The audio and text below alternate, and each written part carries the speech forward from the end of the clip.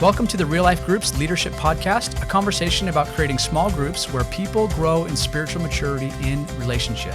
We're focused on you, the small group leader, giving tips and tools to help you lead effectively.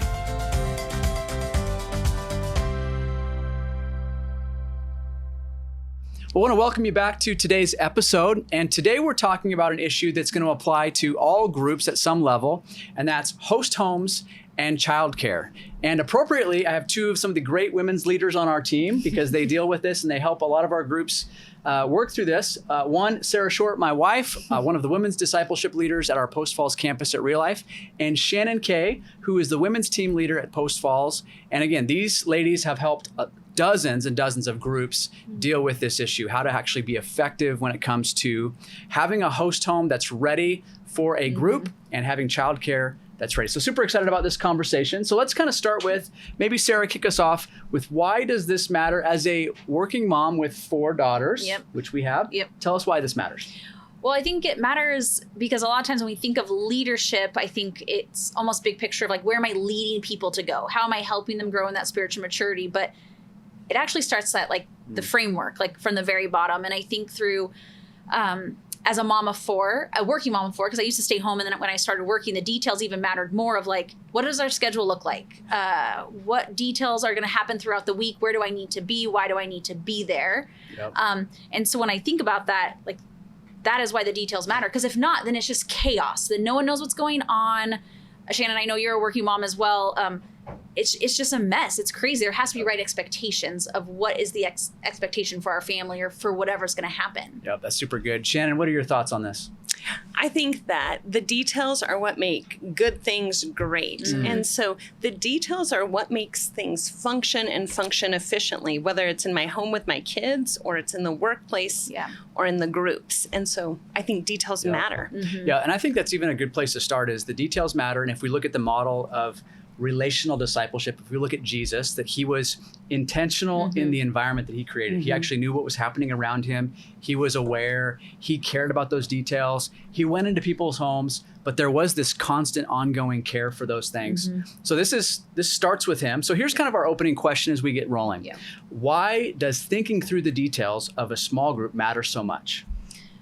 Well, I mean, I think that it matters because, again, if the details are not clear, then our members, our people that we're in relationship are going to be frustrated. And so those relationships are going to be strained and they're not going to be healthy. And so I think at least 3 I can come up with off the top of my head would be like childcare. Like we're talking about, that's in the title of this podcast today. But childcare can be an issue. If there's not clear guidelines and expectations, it's frustrating. Like, the more kids you have, the more frustrating it is, unfortunately. And we love the kids. They're just loud and crazy. I think through host home, like what's the expectation of a host home, especially if as a leader, because we've had different seasons where we've led and or maybe hosted and co-led. And so if you have a separate host home, like what do you expect as the leader? It should probably be at least semi-clean, right? And then there's like these little things I think of, thinking through like, okay, if our group is really large, are we allowed just to invite whoever we want all the time? Like if I have 18, we have 17 people in our life group right now. We can't just invite everybody because it's not a small group anymore. It's a small church. And so you have to make sure that your participants, the people that are in your group, are clear of like, man, what do we expect from them? And then they can know what to expect from us as well. Yeah, that's a great kickoff as we talk about clear expectations is what I'm hearing you say. So Shannon, talk a little more about expectations and why they matter. So frustration comes with unmet expectation. And so if you're a host home and things are constantly getting broke at your house or childcare is not organized and you don't know who's showing up to take care of the kids, you can be left with a lot of frustration. The same thing goes if you're a group member and you show up at a house, a host home, and they answer their door with their pit bull at their side. It can feel unsafe. Not safe. Well, even if it's a nice dog, it still feels unsafe. No one knows that. Yep. That's right. Nobody knows that. And honestly, we all have preferences. So part of that is going, an intentional leader is going to set the tone and is going to set the expectation for the environment. So both the host home and the members know what to expect. And that alleviates unnecessary tension. That's really good. I mean, I think one of the things you talked about is that if we don't clarify things that we could be frustrated by if we don't talk about them and set expectations. Those things are going to cause this rub, and you can bury frustration for a little while, like if it's a new group and you're getting to know people, but after a while it's going to come out. Like it's only a matter of time until there's kind of there's an explosion of frustration. So, that's an issue. And a group leader has to think through these things with their host home. So let's maybe break it down, Sara, into a couple categories that we could look at and then help people look at. So I think if we want to start, we do hosting, let's say childcare, and then just let's say expectations of the evening. I think when I look at, again, childcare or babysitting, whatever you want to call it, it has to be clear and specific. And I think we can get into that a little bit deeper as we continue this conversation. But when I look at host homes, when we decide someone is going to step up to host, I don't necessarily just pick the first person who raises their hand, because I agree. I don't know what anyone's home looks like. And so you have to kind of be bold as the leader and say, hey, I would really love to have a conversation about this. Can we come over to your house for dinner? Oh, that's great. So we can actually see, are they hospitable people? Because there's some ins and outs of hosting that you're going to need to be clear about. Then at that dinner or at that environment, you can have that conversation of hey, these are some things that might be coming up. Give us a few of those. What are some things that you would want to be clear about as a leader with the host and any host environment? Well, I want to be clear, hey, we're here to support you. Your house is not going to just get beat up on. And even it's a co-leading kind of conversation. You're going to be co-laboring. It is a leadership role. Also, but your house is going to be used. So we're going to need extra chairs. Coffee, will have to be provided. And maybe even decaf coffee, whatever that looks like, snacks. Now, that's not all on them. And as the leader, you want to partner with them. But what do you want that to look like? Do you want the group members to help bring coffee? Do you want them to help bring snacks? And probably clean would be just a standard. Clean, things kind of put away. I don't care how nice anybody's animal is, and I don't care if it's a cat, dog, or snake. Most people, snakes, no. Most people just don't want to be around animals if they're not animal lovers. And so it's just easy, at least for the beginning part, to do that. And then I even think through expectations for the evening. Unfortunately, as much as I want to hang out with people, I have 4 kids. I can't have everyone there till 10 p.m. And as our host homes, they probably don't want people at their homes till 10 p.m. either. So just being clear of hey, we have your back. What time would you like everyone to leave? And so right now we're hosting. So at our house, we 8:30. So we tease Chris a lot. At 8:30, Chris is already shutting off lights. It's time for our family to go to bed. And so just being clear with that. You're welcome here. No longer. No longer, though, You were welcome here. Now you have to go. No, and I think that's good, just clarifying that. And those are really great categories. So, Shannon, let's talk about some of the ways that we engage with our leaders and our host homes in this. I love what Sara said, because I think talking to your host home, but you're going to start there every single season. So you're going to meet with them every season, because you're going to set and reinforce the expectations for groups. And then when you meet as a whole group, you're going to go over your guidelines, but even more than that, you're going to go through those expectations that you agreed on with your host home. And as an intentional leader, you're going to help set the tone that they're followed through. So if you met with them and set that time that it was 8:00 that the host home would like you out, you're going to help facilitate that. So you're actually we're going to keep with some of these things that we've set. And there's going to be weeks where we go 5-10 minutes over, but we can't be breaking that every week, right? And an intentional leader cares about not just getting the curriculum done, but they care about the environment and the relationship happening. And that includes good, healthy boundaries. Super good. And I think this is why these details matter, because if we don't set the tone, there's frustration. Now let's zoom back to this issue we started the podcast with, which is childcare. This is a major one. If you don't know this, and if you're new to a group, if we don't talk about this clearly, it can cause a lot of frustration. So Sara, talk about childcare a little bit. Well, and I feel like we've dealt with a lot of childcare wins and failures over the 15 or 16 years that we've done groups. And it's so just different environments, but it does seem to be the thing that is always comes back to sometimes as the potential problem. And we always like to say for our groups here at Real Life is that they are kid friendly, but adult focused. And so I do have some groups that invite their families, the kids, into maybe the group discussion in the beginning.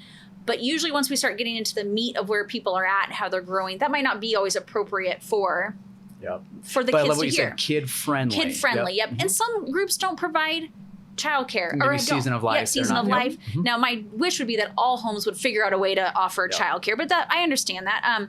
But you have to be creative and specific with like childcare. So there's a variety of different ways where some people will rotate couples to help with the childcare, or maybe just the women will take turns. But honestly, my strongest recommendation, which is hard, is to find a reliable babysitter. A young adult, a middle schooler, a high school student that's looking to make extra money.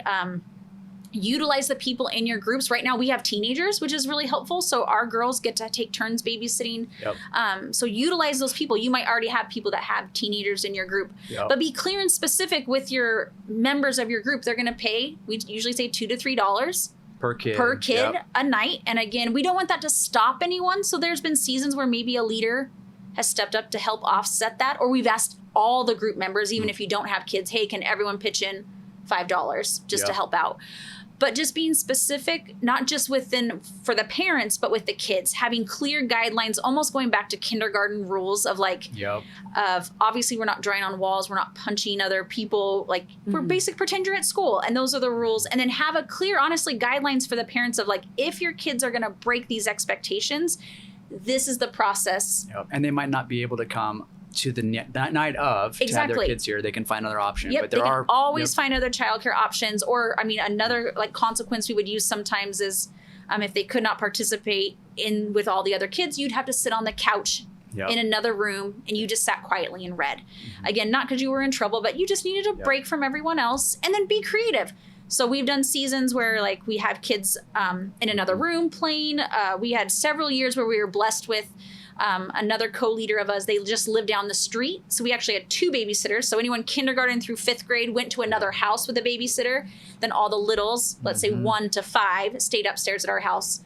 Because we've had seasons where we've had like 26 or 27 kids in our life group, outnumber the adults way. So you have to be very clear and specific, and having those boundaries so that the adults can have that safe space to have that conversation. So good. And I think these details are they matter. You know, it's helping a family. They're thinking about jumping into a home. They're thinking about these things because they care about their kids. And we want to create an environment that is safe where they can grow in spiritual maturity in relationship. We have to protect that space. So let's kind of transition to what do we do with this as we think about you're a leader. You know, we're talking to leaders, and maybe they've struggled in this area. Maybe they're just starting a group and they've never thought about these areas. Shannon, what would you kind of coach and counsel people on in this? It's never too late to press pause or do a reset for your group. It's really good. You're the intentional leader. You get to make the call on that. And so if things have gotten out of control, or you have a frustrated host home or group members, you can press pause with the group. Be honest with them. Share what you're actually feeling. Go over guidelines again, and then reset house expectations and let them know, hey guys, we're going to actually hold to this for the health of our group. And I'd go straight back to purpose. We want to grow in spiritual maturity in relationship. So we have these expectations and guidelines in place. So as a group, we can grow together. Super good. I love that. That's great advice. And I love what you said. We can always push pause. We can always push reset. And just start fresh to go, this is what it looks like. Obviously, it's always better to start at the beginning of the year. But if you're in mid-year, it's good to go, hey, we're just going to have a conversation. Here's what we're going to be looking like now. Here's what we're going to do. Any last thoughts, Sara, on this? Well, I just think a couple of things that come to mind. First of all, if we go back to childcare, one thing is that we have not done a specific curriculum for our kids to go through, but the relationships that they've built inside of their own life group, like they like to call it, is just exponential. They are still friends with the friends that they've been in life group 10, 11 years ago. And it's cool. So remember, your kids are growing in spiritual maturity as well. It just looks different. So don't shy away from some of the tension that kids can bring sometimes. But at the same time, I like what Shannon said, just echoing that of you can always hit pause or reset, or even more, have those conversations as early as you can. Every problem usually starts out as a small problem, until all of a sudden I've buried it deep in my soul, and then I'm ticked about it. And so it's have the conversation early on with people. Be bold, but be gentle and kind. Remember that we're all in a different journey, whether that's in our spiritual maturity or even, let's say, in our parenting journey, or even in learning how to keep a cleaner home when we're hosting. Does that make sense? We have to help people kind of take that journey. But when we can have those conversations, always be thinking solution. I like to think solution oriented, based, solution based, and then thinking like, how can I help? So like if childcare is out of control, and let's say even I'm a member of a group, I could go to a leader or the host home and say like, hey, I've noticed the kids seem a little off lately. Like, is everything going okay? Like, does a child or the babysitter feel supported?